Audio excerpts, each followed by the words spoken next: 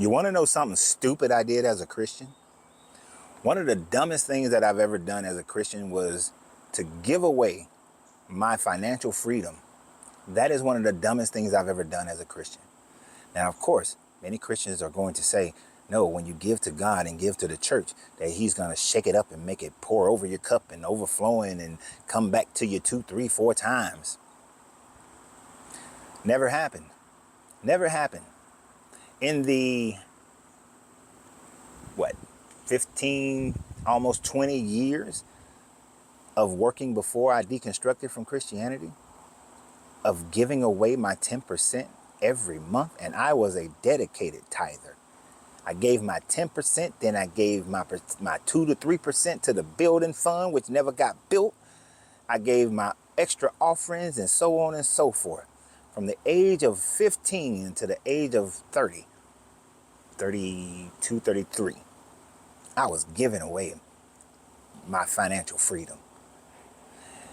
And today, hopefully, you Christians who still listen to my page, and for all my people who are deconstructing, I'm going to tell you and teach you how you can easily rebuild your financial future now that you're not giving away your money to the church, which you will never receive your return on the investment. Your ROI will never come to you. I want you to think about something for just a second, Christians. Let's say, and non-Christians, let's say you are making at least $5,000 a month is coming into your household. That is how much money comes in. And you want to use my 70-10-10-10 plan and separate that 10% that you're going to put into investments that you used to put into the church, because the church was your investment and it never worked out for you. So using a simple investment calculator, let's say you take that $500 a month, which would be your 10% of $5,000 a month that you're bringing in. And every month you invest that $500 is going into your S&P, your Vanguard. I use Vanguard S&P for Webbull. You can use whatever you want. I'm not a financial advisor, not telling you which one to use. But I use the Vanguard VOO is the stock number for the S&P on my Webbull. $500 to start, $500 a month. And let's say you do this for, I believe I got 30 years up there. Let's say you do it for 30 years.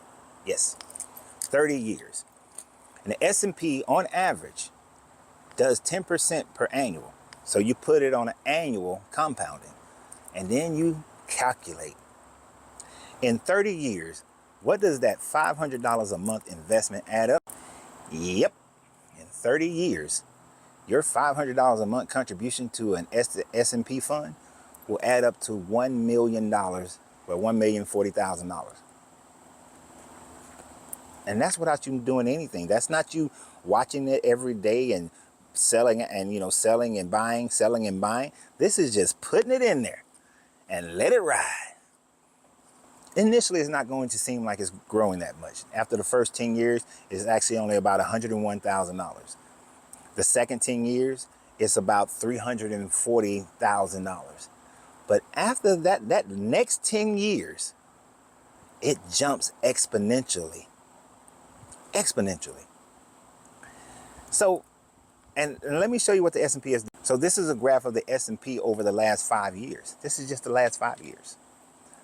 So some of the investments that I put into the S&P were as low as $197. Others were $300. 3 years ago, it was $370 something. So each time you buy it now, it's going to be a little bit more. But over time, the S&P consistently and continuously have compounded at 10% per annual. That is your earning potential with just investing $500 a month in the S&P. Now, I know some of you right now are saying that I don't have $500 I can invest. I don't care if it's $100. I don't care if it's $200. Whenever you start is when you start.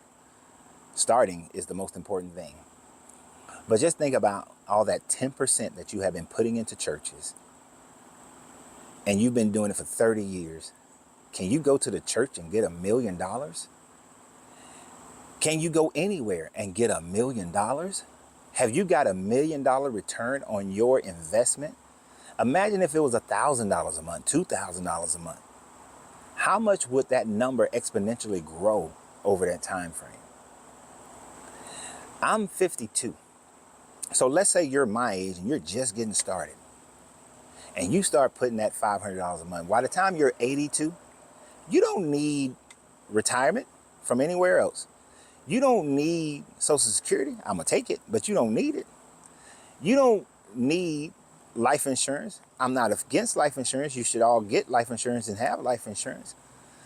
But at 82, if I got and my S&P account is $1 million in that S&P account, to pay for my cremation, which is pennies on a dollar compared to that, to pay any bills, outstanding bills, leaving over an inheritance to my children or to my wife, I'm good. All things are satisfied.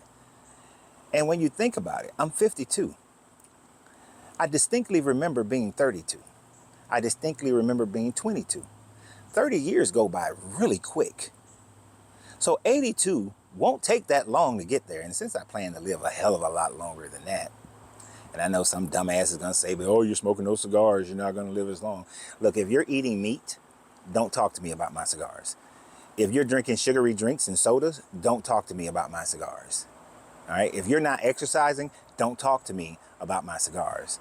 And since I don't inhale cigars, don't talk to me about my cigars. But one guy I do admire, he lived to be 114 years old and he smoked 12 cigars a day, so shut the hell up. But think about that. For all my people who deconstructed, you had been putting your money into that church. You're never going to get it back. Don't worry about it. But what you can do now is start building for yourself. All those people who are putting that money into church. Imagine if you were investing and you say you put $500 a month in your investment and you are also putting $500 a month into the church. Imagine you putting $1,000. You think you just double that number? No, you wouldn't. It would come out to be more around the $5-6 million mark, more than likely. I'm just guessing. But it sure hell would not be $1 million. It'd be way more than $1 million. So just a little financial advice for all my people who deconstructed. And if you're still in the church and you're going to stay in the church, if you can put $500 a month into the church, put $500 a month into yourself, because you're not going to get your return on your investment. Always remember, you have to free yourself to be yourself, because your greatness is non-negotiable. Good journey, good vibrations.